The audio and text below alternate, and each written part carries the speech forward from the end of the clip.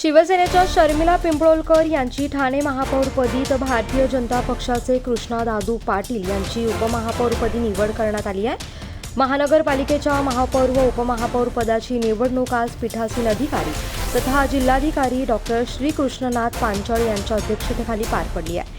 बिनविरोध झालेल्या या निवडणुकीमध्ये ठाणे शहराच्या महापौरपदी शिवसेनेच्या शर्मिला पिंपळोलकर यांची तर उपमहापौरपदी भाजपाचे कृष्णा दादू पाटील यांची निवड झाल्याची अधिकृत घोषणा पीठासीन अधिकारी डॉक्टर श्रीकृष्णनाथ पांचाळ यांनी केली आहे।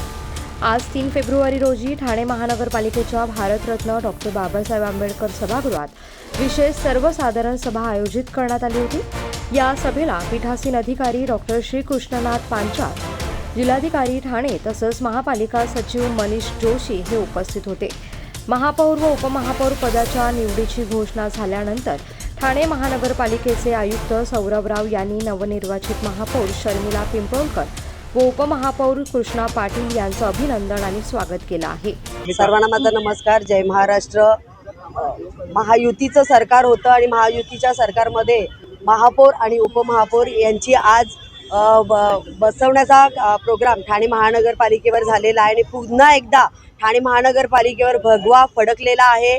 धर्मवीर आनंदीगे साहेब यांनी जो वसा या ठाणे शहरासाठी घेतला होता तो वसा तसाच आपले महाराष्ट्र राज्याचे लाडके उपमुख्यमंत्री एकनाथजी शिंदे साहेब यांनी नेला आहे। मुख्यमंत्री पद असताना साहेबांनी जे महाराष्ट्रासाठी जी विकास कामं केली आहे, तळागाळापर्यंत लोकांसाठी ज्या समस्या सोडवल्या आहेत, लाडकी बहीण ही योजना कोणीही अंमलात आणली नव्हती, ही सगळ्यात मोठी योजना साहेबांनी आणली आणि त्याच्यानंतर लाडके भाऊ म्हणून या महाराष्ट्रावर त्यांचं सगळ्यात मोठं नाव झालं आणि आत्ता ठाणे शहरावरती 2026च्या ज्या निवडणुका झाल्या त्या निवडणुकांमध्ये महायुतीचं सरकार आलं आणि त्याच्यामध्ये आज महापौर आणि उपमहापौर बसलेले आहेत। ठाणे शहरासाठी सगळ्यात चांगलं काम करण्याचा जो वसा आपल्याला SC शेड्यूल कास्टमधून खरं तर मला मिळालेला आहे आणि चांगली विकास कामं करण्याचा मी नक्कीच प्रयत्न करेन।